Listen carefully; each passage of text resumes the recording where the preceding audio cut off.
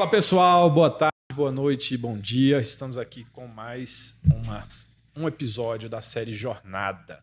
Hoje estamos com o nosso querido amigo Vitão, mas tá eu e Fábio aqui com um convidado assim que vale, eu acho, uns 3 Vitão aí. Né? Acho não, Fábio? Uns 10, né? Uns 10, né? Não sei se ele tem a mesma animação assim do cara. E eu não vou apresentar ele, porque o cara tem um currículo aqui. Eu vou até mandar colocar aqui na tela, aqui, depois um cortezinho aqui. Mas ele vai dar um resumo pra gente aí. Estamos falando de Igor Miguel, nosso grande amigo aqui, está aqui prestigiando. Prazer estar aqui com você, Jacinto, Fábio, uma alegria muito grande. Prazer E aí, estar eu queria que você vocês, já... com certeza. O prazer é todo nosso, na verdade, né? Poder estar com... É uma honra, na verdade, né? A gente estar aqui com ele aqui. É celebridade quase, hein? Não. Mas eu queria que você falasse aí de você, começasse aí, só se apresentasse. Depois Tá a gente vai bom. entrar em algumas perguntas aqui. Tá bom, não, eu sou pastor da Igreja Esperança, né, em Belo Horizonte, igreja que é pastoreada por mim e pelo Guilherme de Carvalho. Também sou diretor de uma ONG, que é a ONG Missão, que é uma ONG que nossa igreja fundou, né, que trabalha na área humanitária, trabalha com voluntariado em vários campos, tem atividades, projetos educacionais também. Eu também sou pedagogo de formação, além de teólogo, né? Então, também sou consultor educacional, professor universitário. A gente também trabalha aí com pesquisas na área de educação cognitiva. Estamos agora num projeto muito legal, produzindo conteúdos para o ensino médio, para escolas confessionais, pela Associação Brasileira de Cristãos na Ciência, né? A ABC2, para quem não conhece. Vale a pena visitar o site, tem muitos cursos, muitas oficinas, muitas coisas legais. A gente também... além dessa atividade específica, né, a gente também tem um envolvimento com a área de aconselhamento cristão, diretamente envolvido na igreja nesse campo, né, e a gente é pastor da pastoral missional da nossa igreja, então estamos envolvidos com uns projetos aí ligados a missões, a gente está sempre fazendo alguma viagem, novembro mesmo agora eu estou indo para Moçambique, e a gente está sempre se conectando também com os desafios da missão de Deus aí. Enfim, é isso. Eu sou autor do livro A Escola do Messias, né, que foi publicado pela Thomas Nelson Brasil. Aqui, já esquecendo um detalhe. Então, é porque a gente também trabalha nesse campo da educação cristã, né, e esse livro não é um livro de educação, é um livro sobre como o cristão conhece a Deus e como que o conhecimento de Deus acontece numa perspectiva cristã, né? Eu brinco que cristãos têm razões melhores para ter uma vida intelectual mais ativa. E é a proposta do livro, né? Então, recomendo. Quem não conheceu ainda não comprou. Nós vamos colocar o link aqui. Tem um jabazinho aí. Hein? Jabazinho. Tá na Amazon. Vamos colocar o link aqui. Depois de tudo, eu acho que o dia do Igor tem mais de 24 horas. Não, é bem provável que sim, né? E aí é que a gente vai começar... Normalmente na série a gente começa invertendo, né? Que falou tudo aí que você faz hoje. E sem falar que você não falou que você é coautor de alguns outros livros, sim, né? Sim. Inclusive um com o nosso brother aí, Pijama, Rafael Pijama, que o episódio dele Exatamente. já deve ter saído Igreja aí, Sinfônica, pelo Igreja Mundo Cristão. Sinfônica. Foi um projeto maravilhoso que nós fizemos juntos aí. Exatamente. E aí eu queria começar do final, né? Aliás, do começo, como diz, né? Como é que foi esse seu chamado pastoral? Assim, a sua trajetória. Assim, desde pequeno sentiu que ia ser pastor, ia ser pedagogo. Eu vou tentar ser bem sintético, mas assim, os pontos, acho que são os marcos, né? A minha primeira pregação foi com 9 anos. Não. Eu preguei num culto de crianças, de uma igreja que eu era membro. Eu sou cabo-friense, sou do Rio de Janeiro, interior do Rio, Cariocas. apesar de morar em Minas há 22 anos, né? Então, na verdade, eu sou mais mineiro do que fluminense agora, né? Porque eu saí de Cabo Frio para BH com 20 anos, né? Então, aí já quase falando minha idade. Agora tem 22 de BH, então você faz a conta aí que você chega. Esse mês eu faço 43, né? Você aumentou que o pessoal ia dar só 42, né? Pois é. É bom mandar esse ajuste, né? Ajuste fino. Mas enfim, eu preguei, eu me lembro da pregação, cara. Foi Provérbios 1:8. Temor do Senhor é o princípio do conhecimento, né? E que inclusive foi minha pesquisa de mestrado na USP. Eu fiz mestrado em hebraico na Universidade de São Paulo. E a minha pesquisa foi sobre Provérbios. Irônico, né? Isso é irônico. Que foi o primeiro livro que eu preguei, com 9 anos. E eu me lembro que quando eu preguei, assim, essa coisa de pregar foi uma coisa engraçada. Porque apesar de ser uma criança e tudo, eu percebi que eu tinha alguma capacidade de me comunicar. Eu falei, nossa, que interessante. A oratória é boa já. Mas eu era muito tímido. Era absurdamente tímido nessa época, né? E era tímido do tipo assim, minha mãe ia na padaria, pediu na padaria comprar pão, tinha vergonha de ir na padaria. Era estranho. Mas eu me lembro que uma vez, na 4ª série, eu fui fazer um trabalho sobre um tema extremamente espiritual, né? Sobre crustáceos.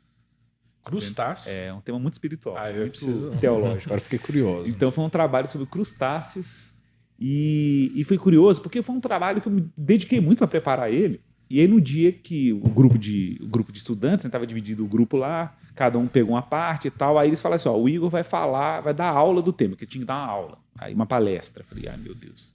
Tá bom, vamos lá. E foi muito interessante, porque quando eu dei a aula, eu me senti extremamente confortável dando aula, sabe? Assim, o pessoal falou, não, Igor, você acha que vai ser professor e tal, o pessoal comentou isso na época. Aí eu falei, nossa, interessante, tem alguma coisa realmente nessa área e tal. Mas isso levou muito tempo até chegar, sei lá, encarar isso como uma vocação, né? Levou muito tempo. E isso aconteceu num cenário muito estranho, porque apesar de ter crescido na igreja, né? Minha mãe era cristã, meu pai não era cristão. Uma coisa que eu ia perguntar, porque com 9 anos...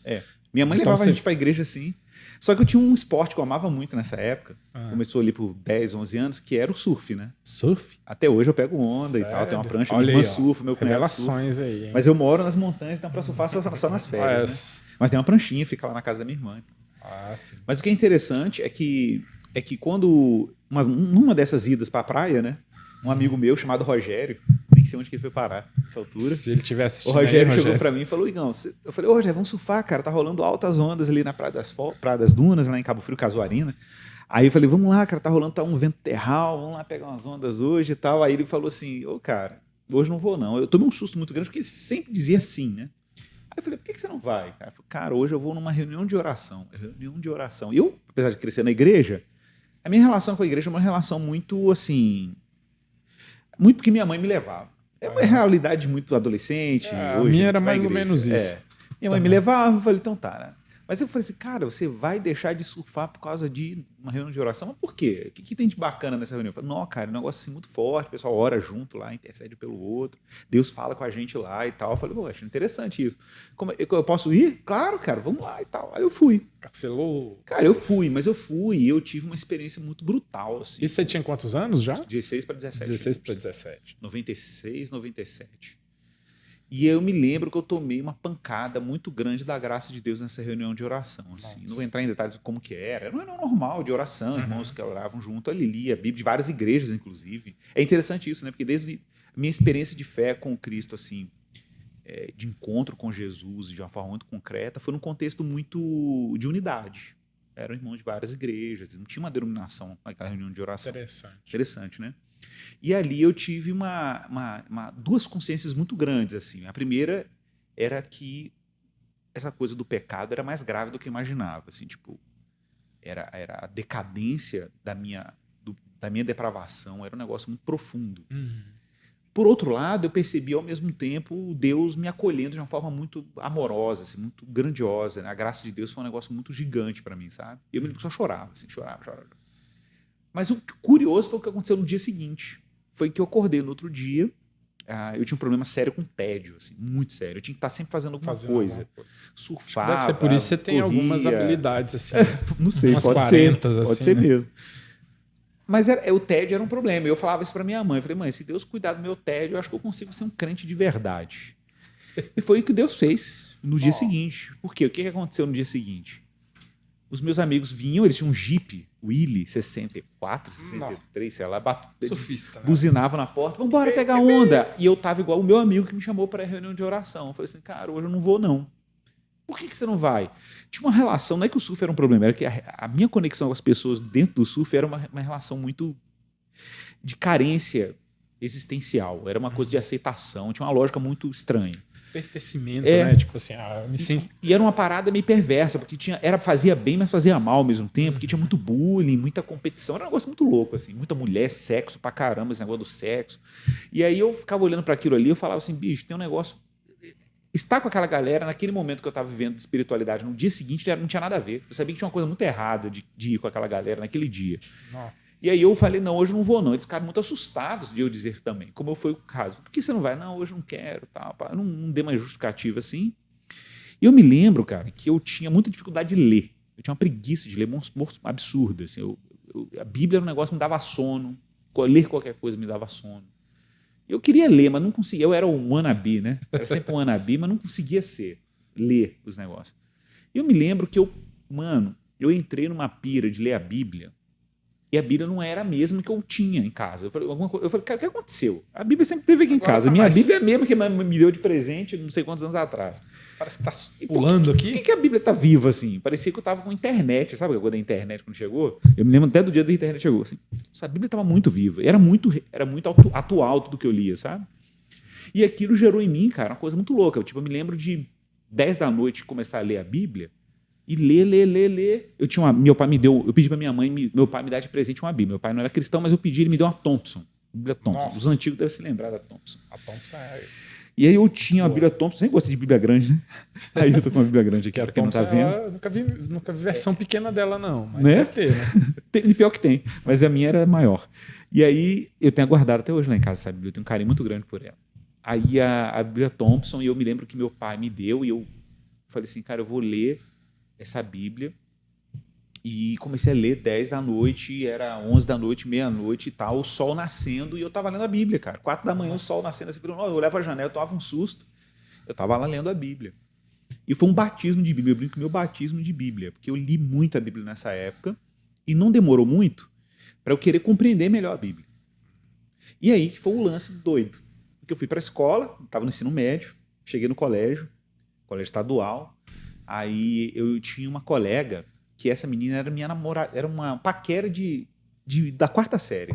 E ela estava no ensino médio, eu soube que ela se converteu. Não. Aí eu fui conversar com ela, né? E falei para ela assim, ô fulana, eu soube que você se converteu, que interessante, como é que foi a sua experiência de fé? Aí ela compartilhou, eu falei, nossa, foi uma coisa muito parecida com o que aconteceu comigo recentemente, eu contei a história para ela, ela falou assim, só que agora eu estou fazendo o seguinte, acho que eu tenho um chamado missionário. Eu falei assim, chamado missionário? Como é que é isso? Que é isso, missionário? Cara? Então, a gente que tem chamado missionário, a gente tem que estudar teologia. Teologia? O que é teologia? Eu não sabia o que era teologia, apesar de ter crescido na igreja, não sabia o que era isso, né? Ela, não, tem um seminário e tal. A propósito, o seminário está acontecendo lá na sua igreja. Tem um seminário lá na sua igreja. Na minha igreja? Na sua igreja? Na época eu era da Metodista Wesleyana. Não. Aí, de Cabo Frio. Aí ela foi e falou, sim, tem um C-Forte lá, o Centro de Formação Teológica. Nossa, eu nunca soube que isso tinha lá e tal. Não tem, vai lá para você ver e tal. Poxa, será que dá tempo de eu estudar teologia? Aí eu falei assim, a gente está aqui no mês de abril, não sei se você vai conseguir entrar, mas você pode conversar com a diretora lá da escola. Eu falei, tá, seminário. Eu fui lá, assisti uma aula, apaixonei, era uma aula de teologia do Antigo Testamento, eu acho. E fiquei impressionado, assim, panorama, linha do tempo. Falei, nossa, a Bíblia tem linha do tempo. Nossa, cronologia. Cronologia. Aí ela foi, tem, tal, não sei o quê. Aí eu perguntei para a diretora se eu podia me matricular. Ela falou, não pode, se matricula aqui com a gente e tal, entra aqui na escola. Geralmente os seminários eles aceitam. Aí eu fui e entrei. E, mano... Isso ainda com 16 anos. Então, nessa época, o Plano Real tinha feito mais ou menos 1 ano e meio de existência. Olha que coisa louca. O salário 95, mínimo... mais ou menos. Exatamente. Eu lembro perfeitamente quando foi plantado o Plano Real, porque eu me lembro da libertação que foi não ter inflação igual tinha antes. E foi incrível. Botar a tabelinha atrás da geladeira da URV, da Unidade Real de Valores, para fazer a conversão. Para fazer a conversão. Eu lembro direitinho disso. E o salário mínimo, nessa época, era R$120. R$120.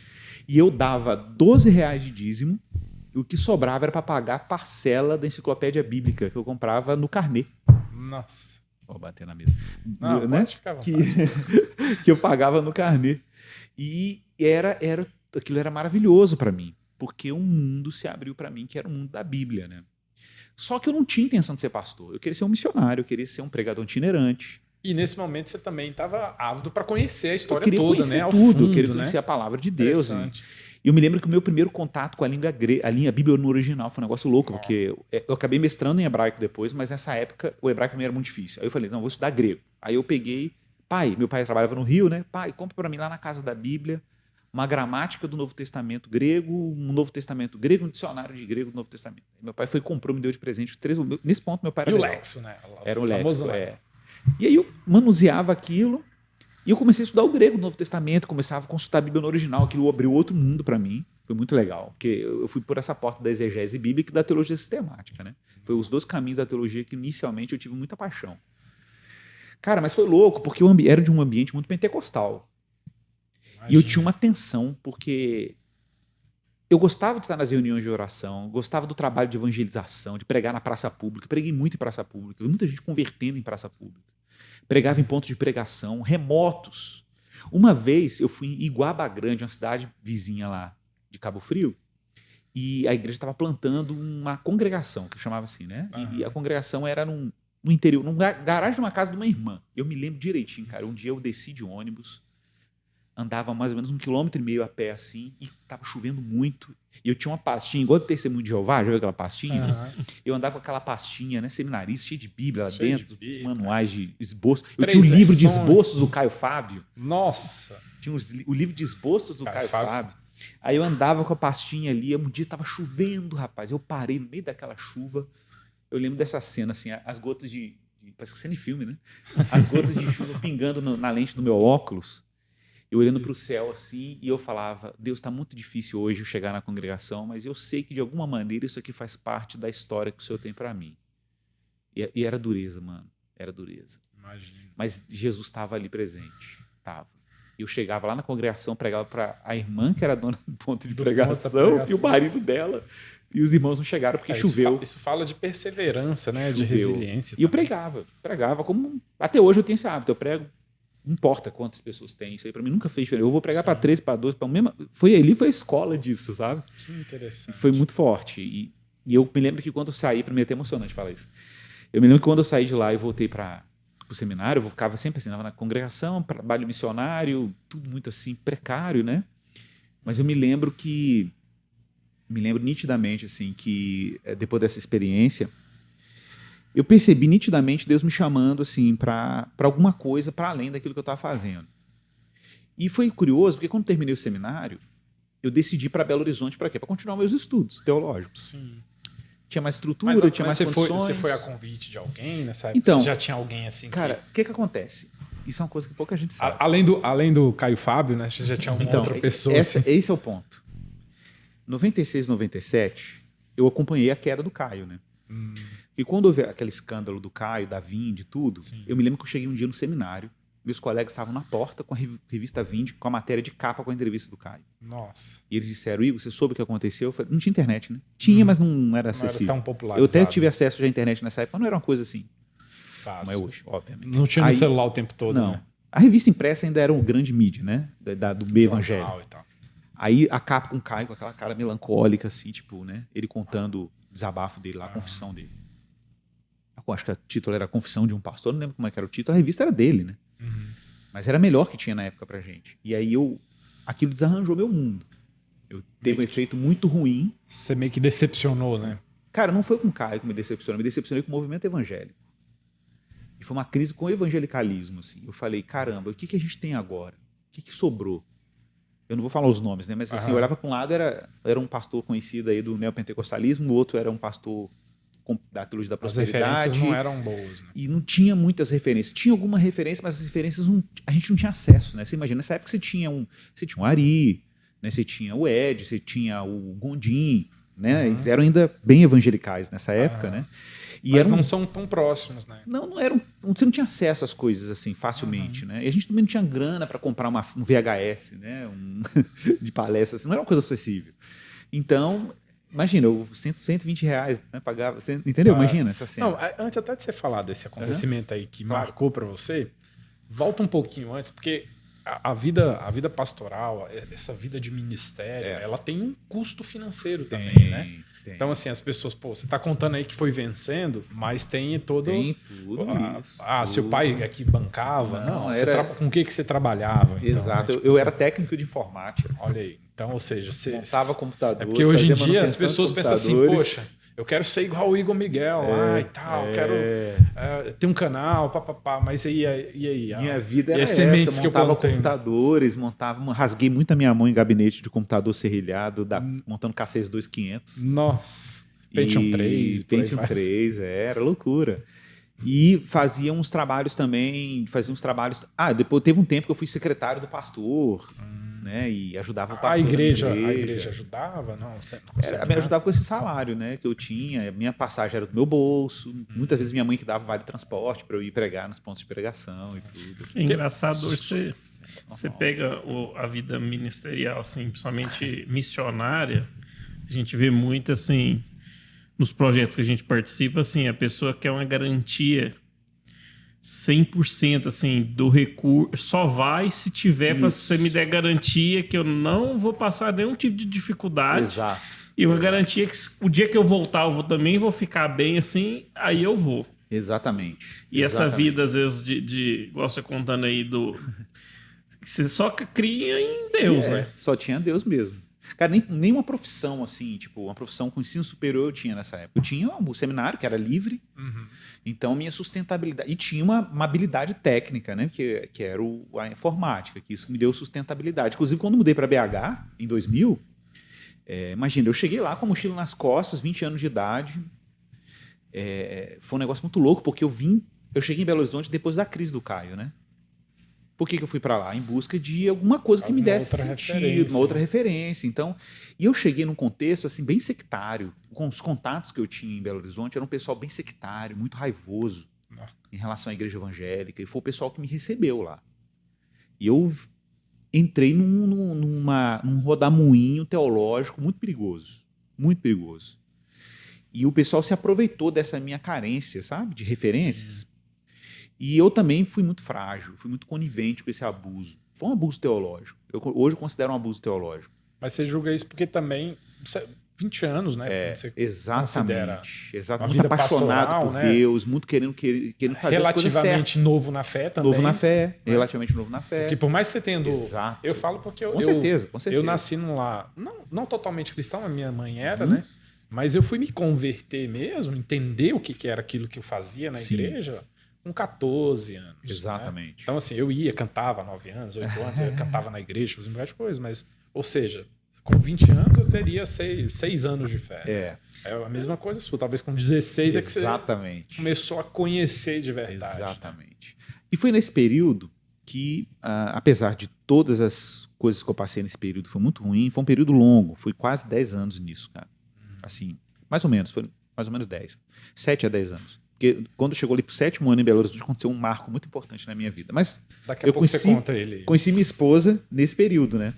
E ela, nesse ambiente. Sua família apoiava, seus pais apoiavam. Minha mãe, né? Minha mãe. Meu pai achava que eu tinha que fazer carreira militar, achava que era loucura eu ser pastor ou ser missionário. Nem pastor pensava nessa época. Né? Seu pai trabalhava com o quê? Porque geralmente quando cara, a história é interessante. Meu pai ele era 20 anos mais velho que a minha mãe. E meu pai ele é descendente de libaneses. Ele trabalhou com comunicação, cara. Meu pai trabalhava em televisão e rádio a vida inteira. Rádio Globo, TV Globo. Meu pai trabalhava no Sem Censura. Ele fazia manutenção de áudio do Sem Censura, técnica eletrônica. E tem uma história muito louca, porque meu pai era artista plástico, então ele tinha toda uma questão cultural muito forte, né? Muito forte. Assim, minha casa é uma casa que a gente ouvia música clássica, meu pai. A gente não era uma família rica, né? Meu pai não tinha curso superior, minha mãe veio do Nordeste, uma mulher negra que encarou o Rio de Janeiro na década de 70 e tem uma história belíssima de fé, de confiança em Deus e tudo. E nunca teve... Minha mãe terminou o ensino médio recentemente, né? E meu pai fez um curso técnico, foi tudo que ele fez, filho de imigrantes. Então, histórias assim muito forte, né? Né? Como se encontraram. Meu pai trabalhou na TV Tupi, aí minha mãe era garçonete. Pedro de Lara ia lá na lanchonete, e aí meu pai ia lá e conheceu ela no Rio de Janeiro, contexto do Rio. O Rio tem muito isso, né? Caldeirão cultural muito forte, né? E meu pai cresceu no ambiente cultural, o Velho Rio. A casa da minha avó é tombado patrimônio histórico lá do Rio. Nossa, que no interessante. Velho Rio, na Buenos Aires lá e tal. Então, tipo assim, teve essas riquezas, né? Meu pai era um cara que, apesar de tudo, ele era muito bom comunicador, assim, ele se comunicava muito bem. Esse ambiente, que era um ambiente que meu pai amava. Amava. Meu pai faleceu tem 3 anos, né? E morreu com 80 e poucos anos, imagina. Minha mãe com 60 agora, 60 e pouco. Né? Então era um pai que tinha um jeito de avô, era uma coisa engraçada. Mas teve vantagens. Por exemplo, meu pai me ensinou várias coisas técnicas, né? Então, por exemplo, mexer com eletrônica foi por quê? Por causa do meu pai, influência. Né? Muita influência dele. Meu pai, assim, eu chego lá em casa, desmonto tudo lá em casa. Ferro de soldar, eu sei mexer com tudo isso. Com tudo, cabo, você fizer essa mesa aí, conexão. Tudo é por causa do meu pai. Então teve essa riqueza, né? Sim. Que eu aprendi com ele. Mas meu pai tinha uma resistência de eu ser cristão, assim, não ser cristão, mas de me dedicar ao ministério. Era uma coisa muito artificial para ele, muito abstrata para ele, muito estranha. Mas minha mãe sempre foi, não, vai, meu filho, vai, Deus está contigo, Deus te chamou. Ela era muito crente, né? Então é isso mesmo, vai lá, segue o chamado que Deus tem para você e tal. Quando eu fui para BH, foi uma loucura, porque eu nunca tinha saído do estado do Rio de Janeiro. E Cabo Frio, então, é diferente. Cabo Frio é caiçara, né? É a cultura do pescador. Então, você não sai dali. Cabo Friense não sai de Cabo Frio. Ama a cidade, né? Uma paixão, né? É uma paixão. Uma cidade muito... Além de ser cultura. Bonito, né, é uma cidade muito bonita. Você tem muito orgulho de pertencer àquela cidade. Sim. Então, para mim, foi uma coisa muito louca. Deus ter me arrancado de lá e me levado para uma outra cidade. E eu incorporar a cultura mineira. Hoje eu me considero mineiro, mais do que do Rio. Do Rio de Janeiro só sobrou. Do Rio de Janeiro só queijinho. sobrou o Flamengo. É nóis. Só sobrou o Flamengo. Nem o Claro, sotaque, outras porque você coisas não tem também, o muito surf. sotaque Não. do Rio, O né? sotaque é... Se eu não falar que eu sou do Rio, ninguém acredita que eu sou do É Rio. verdade, eu não acreditaria, não. Ninguém acredita. Mas minha irmã, depois eu mando um áudio pra você da minha irmã falando. Você fala assim, nossa, você falava assim? Eu falava pior. Com as gírias de surfista ainda, né? Exatamente. Enfim, cara, chegar em BH em 2000 foi um marco mesmo. Porque eu conheci um outro mundo, uma outra cultura. E eu tenho um amor muito grande pela cultura mineira. Eu acho que é uma das culturas mais lindas que tem no Brasil. Tem outras que eu acho belíssimas, mas eu tenho muito amor pelo mineiro, muito amor pela maneira como eu fui acolhido em Minas Gerais. Existe uma coisa na característica do mineiro que é a lealdade, né? Sim. Então, acho isso uma coisa muito bonita, assim. E eu aprendi isso com a cultura mineira, sabe? Tipo, estabilidade, as pessoas criam compromissos longos, estáveis.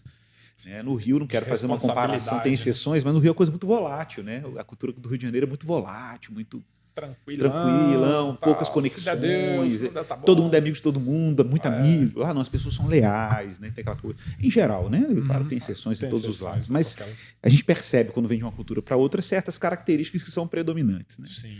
Então, isso é uma coisa legal, muito legal. Mas o ambiente que eu estava foi um ambiente que me deixou muito doente. Espiritualmente doente. Apesar de eu ter dentro de mim aquela experiência evangélica, né, muito forte ainda. Isso quando você chegou em Quando cheguei em BH, que eu fiquei lá uns 6, 7... Nesse ambiente que eu fiquei. Cara, o que aconteceu? Eu conheci o Guilherme em 2006, 2007. Eu conheci o Guilherme porque ele começou a trazer alguns autores que eu comecei a descobrir nessa época. Que era o Francis Schaeffer, o Abraham Kuyper, né? E essa tradição evangelical muito forte. E o que é curioso é que, na verdade, aquilo que eu me identificava com o Caio lá atrás era exatamente a influência evangelical dessa tradição, que eu não conhecia no meio pentecostal que eu estava.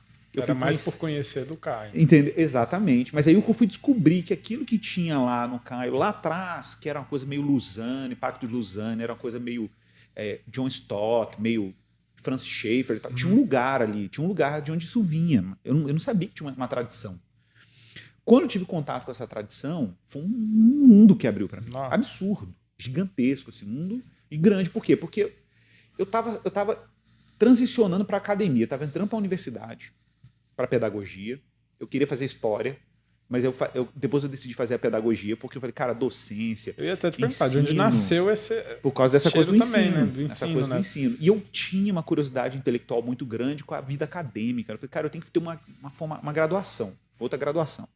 Aí eu fui para pedagogia. Minha esposa já estudava muito, ela queria fazer medicina na época e tal. Hoje ela é fono, né? Mas ela queria ir para ciências da saúde. E aí, na época, ela me estimulou muito. Falei, Igor, você tem que estudar, cara, você tem que fazer um curso superior decente, vai lá, faz. Aí eu entrei na Universidade do Estado, passei lá na FAI, estudei. E aí foi interessante, fiquei bem dentro da universidade que eu tive contato com essa tradição. E aí eu conheci, na época, o Maurício Cunha, conheci, na época, o Marcel, lá do CAD, conheci essa turma toda. E o Guilherme lançou um livro junto com eles, que era o livro Cosmovisão Cristã e Transformação, pela editora Ultimato. Eu devorei esse livro. Eu tenho todo marcado lá em casa até hoje. E ali Deus me abriu um mundo de possibilidades e eu redescobri o Evangelho. Eu redescobri a graça, cara. Eu redescobri o tamanho de Jesus. E foi nesse meio de turbilhão aí que você falou. E lembrando que até esse momento eu ainda não era pastor. É isso que eu queria chegar nesse ponto. Não era pastor. Eu dava aula em seminários. Aonde que chegou... Até porque, assim, aí vai entrar também um pouco... Já a gente entra em algumas polêmicas. Polêmicas não, perguntas mais... Ok. Mas, vamos dizer assim, polêmicas mesmo, como diria o Vitão, né? Mas, polêmica. Mas até então você ainda não... Porque quando se fala de pastor, as pessoas têm assim, você recebeu aquela revelação, a irmã falou para você que você vai ser pastor, e aí você ficou 10 anos esperando Deus vir e dizer assim, agora é você, ou então não, olha, faz o seminário, terminando o seminário a gente te ordena. E acontece muito, né? Às vezes acontece ordenação de alguém que talvez nem tenha chamado pastoral. Exatamente. Né? Isso é algo bem interessante. Mas aí, como é que foi então essa... Quando você descobriu eu tinha medo isso? de ser pastor. Muito medo de ser pastor. Muito medo. Mas por quê? Eu achava um negócio muito difícil. E é mesmo. E né? Depois você foi, você diz assim, é verdade. Agora. Eu tinha razão.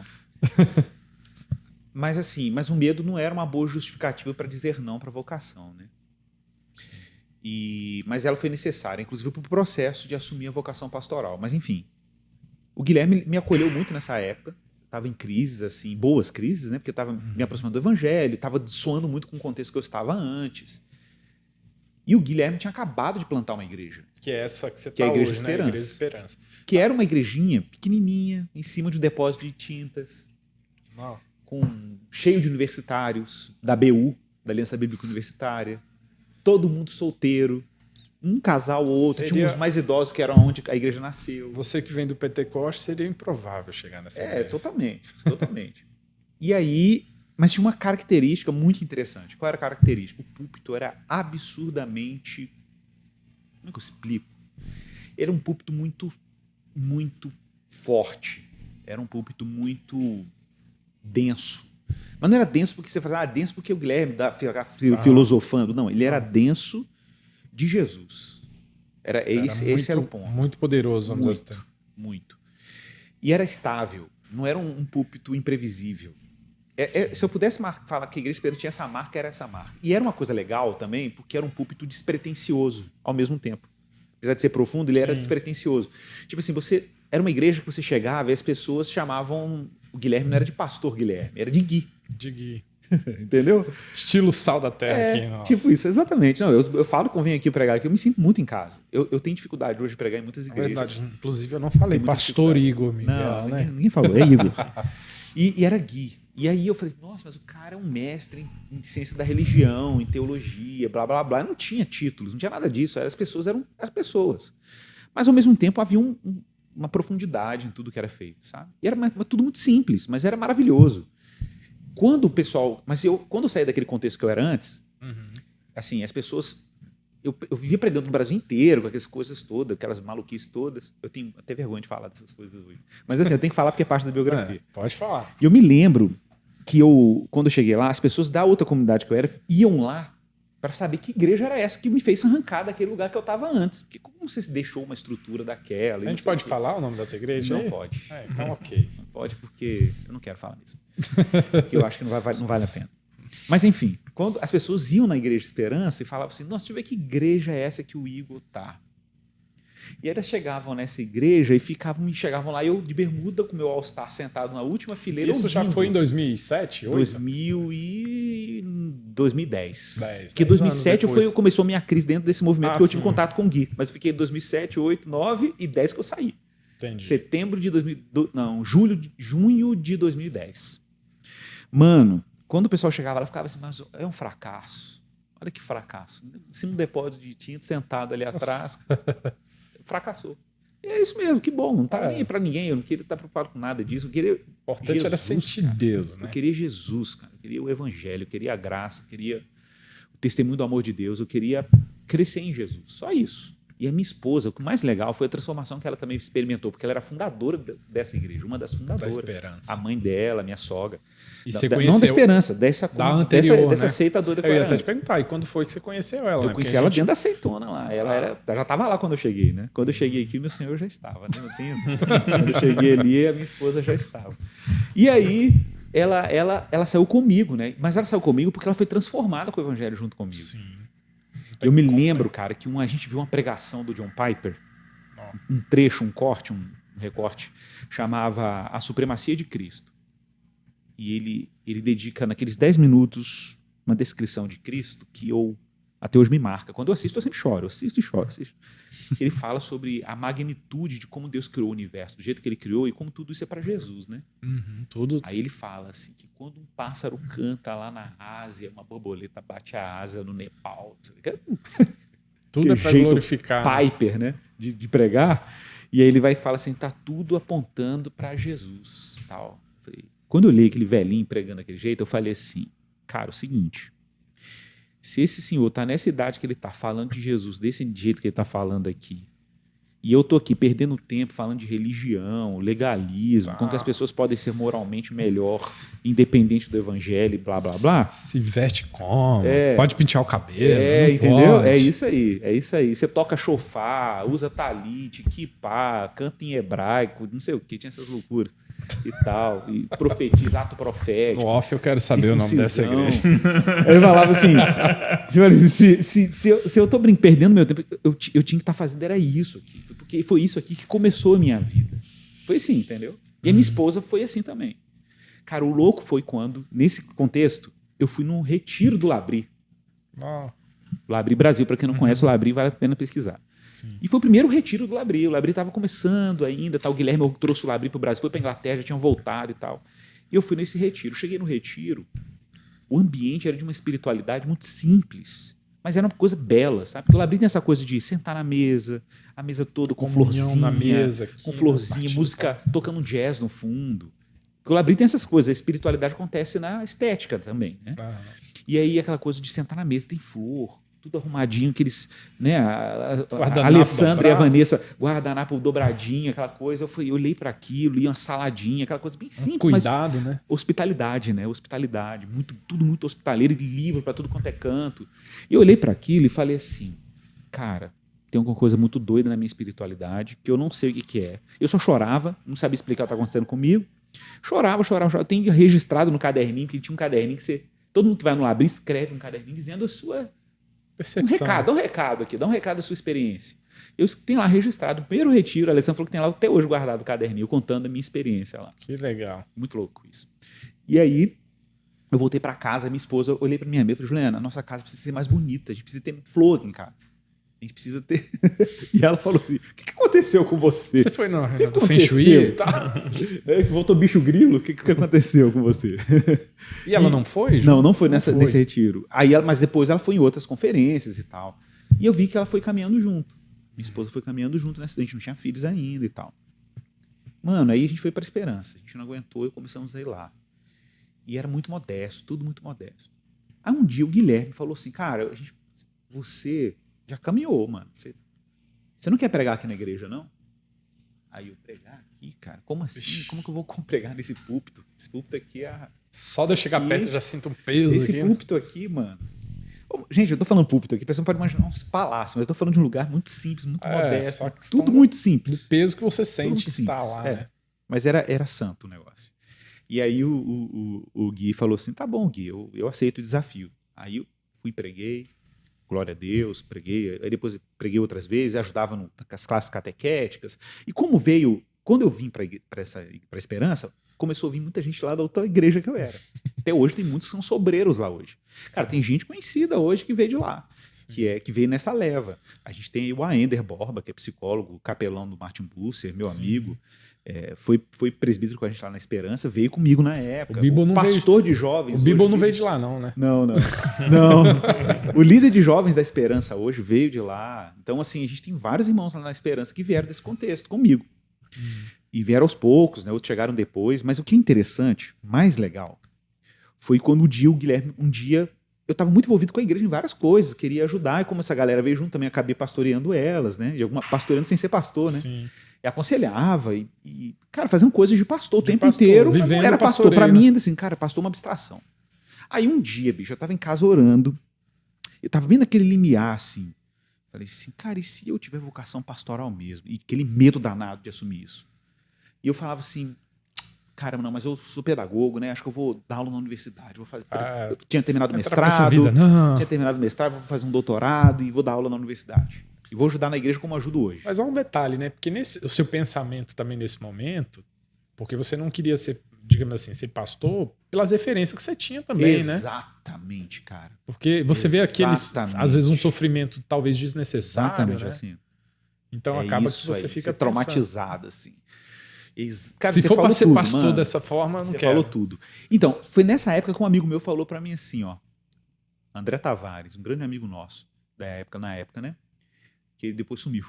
Mas assim, ele falava assim, eu tenho muita gratidão à vida dele por isso. Se um dia ele ouvir isso, eu quero que ele escute isso um dia. Muita gratidão, viu, André, pela sua vida. O André falava assim, enquanto você se nega a aceitar o chamado de Deus para ser um pastor, quem sofre é o povo de Deus. Porque os Forte. oportunistas e os mercenários, eles não hesitam em assumir essa posição. Eu fiquei com aquilo guardado. Isso é Mano, forte. olha essa experiência, cara. Eu tava lá em casa, minha biblioteca, assim, eu olhava minha biblioteca lá em casa, meus livros, eu olhava assim, os livros eram metade teologia, metade educação, né? Uhum. Aí eu falei assim, eu tenho que aumentar a sessão de educação. E aí, em oração, meu cunhado começou a estudar teologia no Batista, Faculdade Batista, e ele comprou muitos livros, cara, muitos livros caríssimos. Comprou uma biblioteca completa, assim, de teologia, muitos livros que eu não tinha, nem sonhava em ter. Aí um dia ele chegou pra mim e falou assim, ô Igor, cara, eu desisti do curso de teologia. Fiz a metade do curso, desisti. Cara, eu tenho que cuidar dos meus meninos, não sei o quê, aquela coisa assim. E eu preciso, mano, arrumar um trabalho, vou voltar pra minha área comercial, não sei o quê, tererê. Cara, é o seguinte, eu quero te dar meus livros de presente. Nossa. Só que ele chegou, eu tive que ir com a caminhonete pra buscar os livros, tudo novo. Aí, um dia pra noite, eu olhei pro meu escritório, tinha aquele pilha de livros de teologia dentro de casa, assim. 50 virou 10%. Exato. E eu olhei e eu falei assim,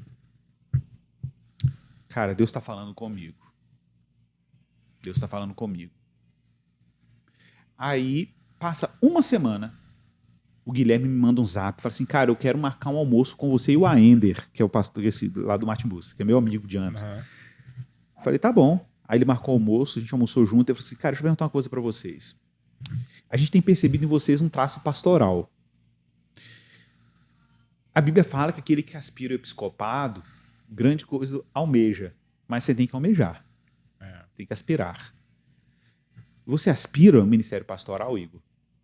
Falei assim para ele, Guilherme, se você me perguntasse isso anteontem, eu te dizer não. Não. Mas como você perguntou hoje, eu te diria que sim. E eu tenho algumas evidências que apontam para isso. Eu não sei o que isso implicaria, mas eu quero me submeter a todo o processo que está ligado a isso. A igreja tem um processo estatutário para ordenação. E a gente ia ser o primeiro que ia caminhar dentro do que o estatuto previa. O que está tudo previsto. Porque não tinha um pastor É o ordenado teste, né? tirando ele. Era um teste. E a igreja tinha que passar por um critério, o conselho tinha que aprovar, tinha que entrar para uma votação dentro de assembleia, a igreja concordar e tal. E a esposa caminhar junto, tinha uma entrevista com a Juliana separado. E eu falei para Juliana, Fala a verdade. Fala a verdade, é sua chance de não ter um marido pastor. É sua chance. É agora que você vai lá e vai dizer não tem nada a ver Senão com não isso. reclama depois. Pensa né? bem. Eu falei assim, Não tem passa o nada a pano, ver. Eu falei, é não. sua chance, porque para mim tanto faz. Eu quero o que Deus quer. E aí ela falou, não, você tem vocação sim. Ela falou, uma convicção, rapaz, que eu até gelei. Eu falei, tá bom, então vamos embora, né? E aí eu li o livro do Baxter sobre vocação pastoral, que me fez quase desistir de última hora. A verdade Terrível. nua e crua, quase. Terrível, um livro terrível. Eu recomendo, inclusive, você que está me ouvindo aí, que quer ser pastor, que leia o Baxter, que isso pode te ajudar a desistir se você está iludido com a possibilidade de ser pastor. Você tá achando que é dinheiro? Não, Tá errado, não vai tá? ler o Baxter. Livro terrível. Mas eu ouvi um empurrão de Jesus, assim, dizendo, vai lá e assume a legal. vocação. Muito legal. E para você, aí agora já é pastor, né? Sim. Tem algumas coisas que a gente gostaria de saber. Para você, qual a sua visão assim da vida pastoral hoje? Boa. Já que você tinha uma visão que Sim, talvez fosse distorcida. Não que fosse verdade. distorcida, mas uma referência Tinha errada, né? tinha distorções. E qual a sua visão hoje da vida muito pastoral?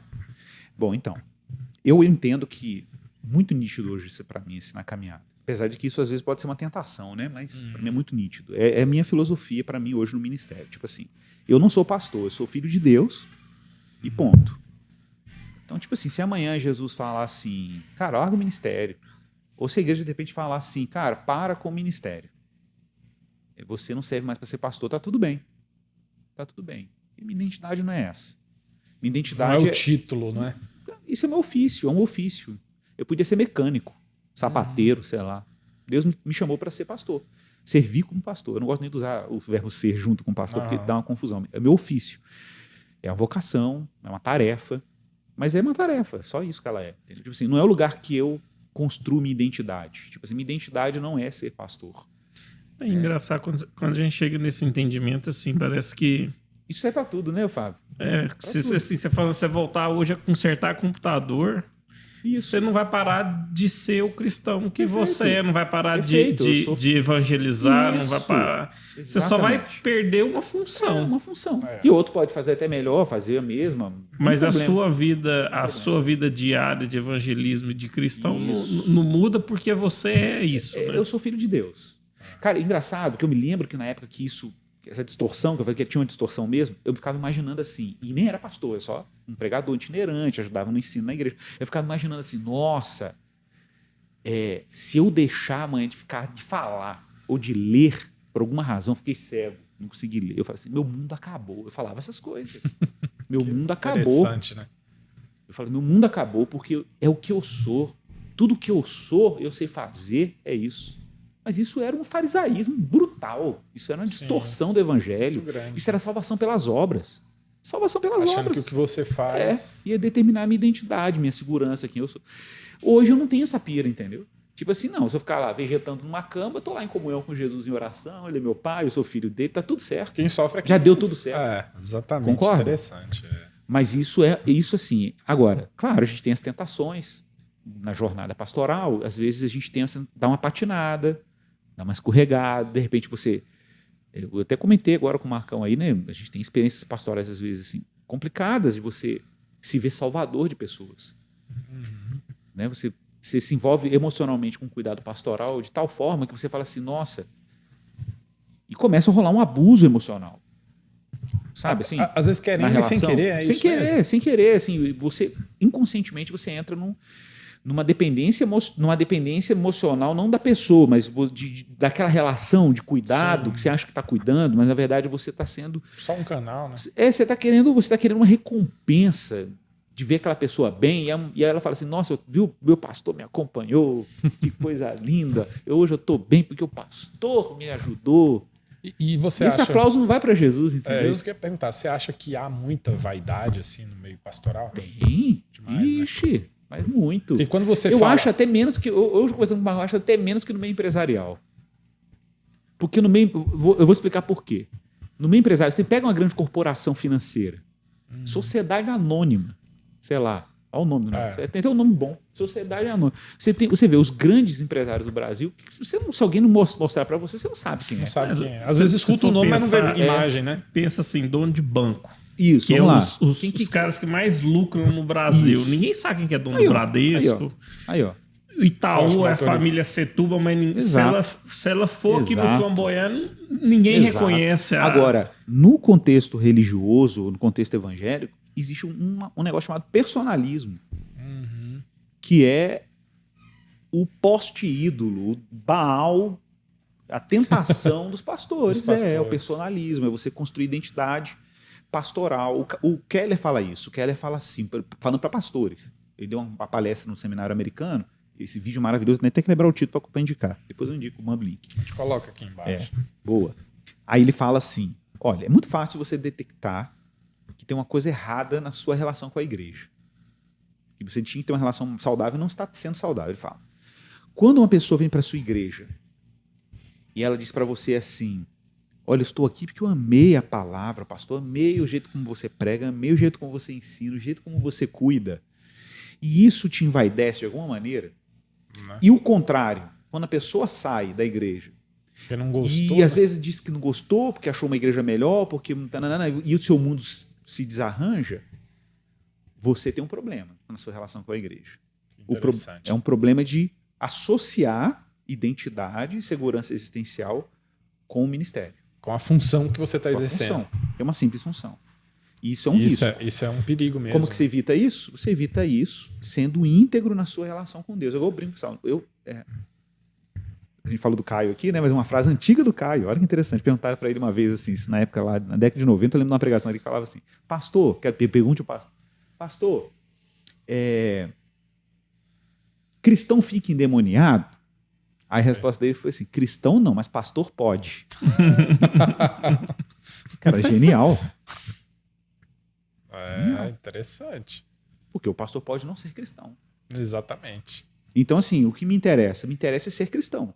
Exatamente. A partir do momento que o ministério entre aspas, se torna uma pedra de tropeço para aquilo que eu sou diante de Vira Deus, o eu eu ministério, tenho que começar né? a questionar se o ministério está... Entendeu? eu Você ministério, tem que abrir mão dele. E acaba que todo esse processo que você falou aí de você se tornar dependente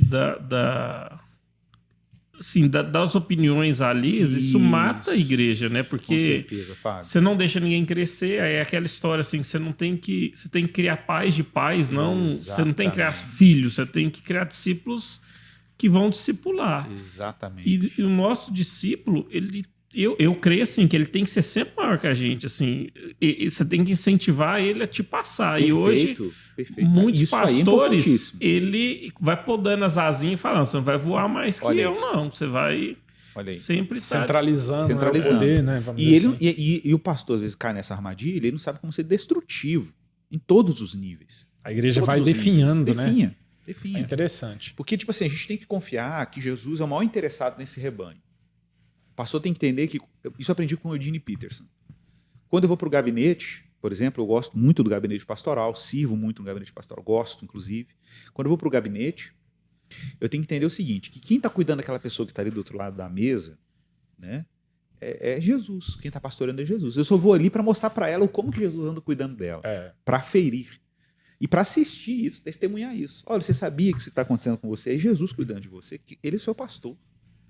E isso é um negócio muito interessante, porque se um pastor muda um pouco desse papel, aí isso torna o ministério pastoral muito pesado. Esse foi o ponto que eu descobri. Assim, quando eu descobri que entre eu e o rebanho de Jesus, entre eu e a pessoa que eu estou aconselhando, tem Jesus ali no meio, sabe? Tipo, Jesus está ali cuidando. Isso traz um alívio muito grande para a gente que trabalha com o ministério. Tira um pouco a sua responsabilidade. Não, né? tira muito o peso. O peso, né? De querer ser salvador das pessoas. Engraçado. O resultado, né? O resultado é Jesus que vai fazer o Mas resultado. É óbvio. Não Eu é termino ali o gabinete e Igor, Jesus né? continua cuidando. Não é não? Jesus continua Exatamente. cuidando. Porque o que acontece? Quando você inverte isso aí, Sim, o cara começa a pensar assim, se ele não tá bem, foi algo que eu não fiz certo. exatamente. E não é. Porque você pode aconselhar alguém, Exatamente. e aí, em todas as áreas, quando você fala igreja principalmente, né? Mas você pode falar tudo que Deus gostaria e que Deus pede para falar, e a pessoa simplesmente não vai obedecer, ela não E quer, ela outra, não aceita. Um gabinete não tem esse poder. Às vezes o pastor leva essa ansiedade, viu? Sim. Eu vou resolver o problema da pessoa. Não vai. E às vezes eu acho que Jesus vai. que é um grande desafio pastoral é saber também que a pessoa às vezes precisa passar por aquilo, né? Que às vezes a gente tem que recuar na ajuda para deixar Deus trabalhar. Né? Perfeito. Essa vulnerabilidade, né? Eu falo que isso é uma vulnerabilidade. A gente aprender essa vulnerabilidade é muito difícil também. Sim. Sabe, de você ser vulnerável. Cara, tem algum problema um pastor chegar um dia... Eu aprendi isso com o Guilherme. Eu já vi ele fazendo isso algumas vezes. E eu acho isso de uma modéstia. As pessoas não entendem isso, mas isso é importante. Acham que é fraqueza. Acho que é fraqueza. Ele chegar para a pessoa e falar assim, ô fulano, esse problema que você tem aí, eu não dou conta de resolver, não. Eu não dou conta. Você me desculpa, mas... E acaba a conversa assim. Sim. E tá tudo bem. Vamos orar. Vamos orar. Porque eu não sei. Não sei Mas lidar com o isso. interessante é que... Não é um descuido. Porque a pessoa fala, um descuido pastoral. Não. Não é. É basicamente dizendo para a pessoa, tem Jesus dá conta de você. E eu sou humano, né? Eu sou humano. Entendeu? Tipo assim, a gente tem que ter essa vulnerabilidade. Eu ia até perguntar, porque aí as pessoas, no caso, elas cobram, você sente essa cobrança 24 horas do pastor, por exemplo, 7 dias por semana, de não poder desligar. Nós tivemos pastores que veio aqui que não desliga nem o celular, né? Já que você também pastoreia. Nós vamos já falar também, por exemplo, como você concilia a vida, vamos dizer assim, acadêmica, né? Não só acadêmica dentro da igreja, né? É verdade. Como é que você concilia isso? Mas além disso tudo, né? Você tem a igreja que pode, ela suga, se ela demanda, se ela demanda. Né? Então, vamos lá. A igreja, isso vai muito da cultura da igreja, viu? A igreja já tem que criar uma cultura pastoral, né? A igreja tem que criar uma cultura, principalmente quando a igreja fica complexa, que ela cresce. É o caso da nossa igreja hoje. A gente tem 3 cultos, igual aqui na Sal, né? Uma igreja que a gente está um número de pessoas muito parecido com a Sal. Na medida que a gente vai crescendo como igreja, as coisas vão se tornando complexas, a gente entendeu que a estratégia para a nossa igreja, a gente não tem como mandar as pessoas embora, né? Falar assim, vou embora, porque a igreja está enchendo muito. Não. Então a gente tem que entender o que Deus está desafiando a igreja a fazer. A gente só tem 2 pastores lá, né? E tem uma equipe de gente ajudando a gente. Então, o que a gente percebeu? Que lendo a Bíblia, que o cuidado pastoral na igreja primitiva não era em gabinete. Você não tem gabinete no Novo Testamento. Pode olhar lá, Atos dos Apóstolos. Não tinha gabinete pastoral, aconselhamento pastoral, no sentido que a gente tem hoje. A gente tem porque a gente teve que criar um mecanismo, né? Sim. Mas, na verdade, como que a igreja era realmente cuidada? Não era no gabinete. Era nas mutualidades. E nas reuniões lá, em casa. O termo é esse, mutualidade. O que é isso? Quando você vê no Novo Testamento Paulo falando assim, uns aos outros, você vê essa expressão uns aos outros? Isso aparece em vários momentos no Novo Testamento. Jesus usa isso em vários momentos. O que é esse uns aos outros? Né? Admoestai-vos mutuamente. São as mutualidades. É que a dinâmica da igreja é que a igreja se cuida. E o papel do pastor é promover um ambiente onde isso acontece. É trabalhar para esse ambiente acontecer, para as pessoas se sentirem mutuamente responsáveis. Vocês utilizam, então, no caso lá na igreja de vocês, pequenos grupos. Né? A gente tem redes transversais. Óbvio que tem também a demanda pastoral, mas... Normal, o gabinete nosso funciona, mas não é o carro-chefe do cuidado. O carro-chefe do cuidado são esses serviços descentralizados de cuidado. Isso faz muita diferença. Porque primeiro Moisés, descentraliza vocês, descentraliza. Igual Moisés traz para mim só os problemas gigantes e os problemas pequenininhos vocês vão resolver A ideia é essa, exatamente. A ideia... Assim, mas isso não significa que a gente é inacessível, por exemplo, né? Que a gente está numa hierarquia. Não existe isso lá na igreja. Tanto que a pessoa marcar aqui hoje, ela tem agenda. A gente tem um sistema lá online, a pessoa entra, tem uns horários. Normal. Só que o que a gente trabalha muito lá na igreja? Principalmente o pessoal novo que está chegando. Não pode ter expectativa de pastor, não. Pastor no sentido daquela coisa paternal. Faz tudo, né, pro cara. Né? Porque às vezes a pessoa tem uma carência afetiva. Ela tem uma expectativa. Que não quer também, né? Tem uma expectativa de que você vai caminhar com ela como se fosse um amigo. Eu não consigo ser amigo das minhas ovelhas. Isso aí não existe. Eu tenho poucos amigos, inclusive. Mas consigo ter um relacionamento de comunhão, como irmão, claro, fraterno. A gente tem isso. A gente se relaciona com um monte de gente na igreja. Mas assim, as pessoas às vezes querem um pastor muito pessoal.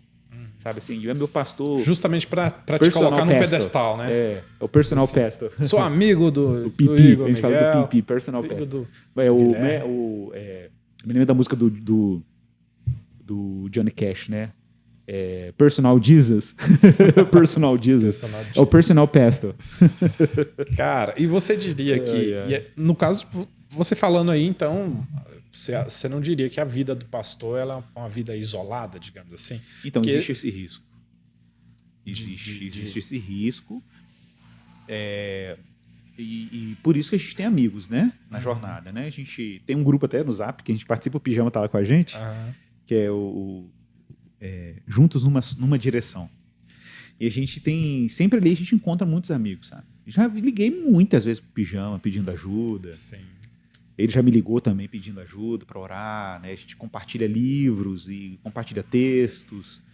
E eu peço oração. E a gente tem amigos. Graças a Deus a gente tem amigos na jornada. Mas a amizade é um negócio que a gente precisa ter. Não é muito diria opcional. Que além disso, né?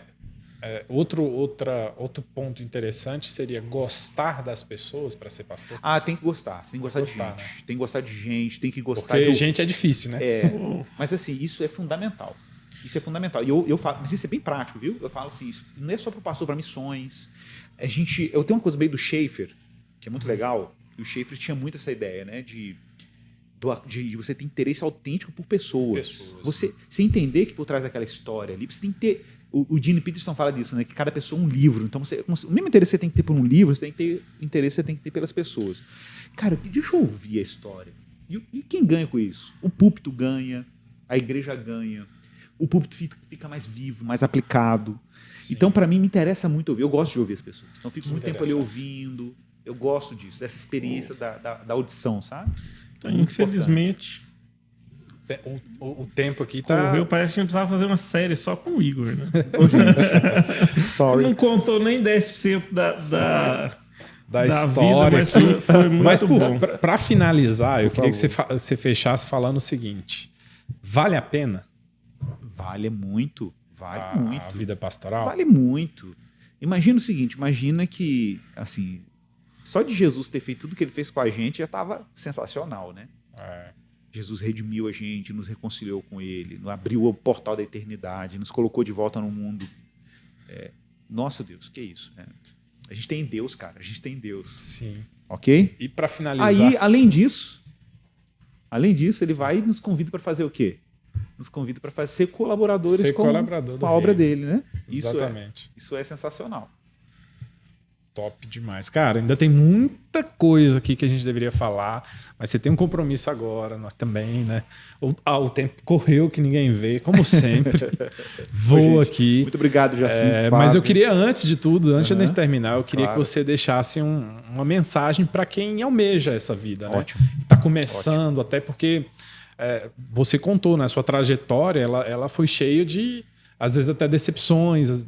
Não teve um apoio concreto, vamos dizer assim, da família. Em um certo momento mesmo. você foi para longe da família. mesmo, Então, assim, isso mesmo. tem gente que às vezes está nesse mesmo momento, né? Indo para os seminários lá em Belo Horizonte Ótimo. e tal. Deixa uma mensagem pro pessoal e também dá dica de livro aí, porque você já falou o seu, não vou me forçar, né? Eu quero encorajar que você, se você tem uma inclinação e percebe traços, um perfil pastoral, né, lembre-se disso, que a melhor coisa que esse ofício precisa é de um cristão por trás dele. É um filho de Deus por trás dele. Então, assim, não fique achando que a sua identidade em Deus ela é opcional, não. É o fundamento do cuidado pastoral, da vida pastoral. Se houver uma inversão disso, você está em maus lençóis.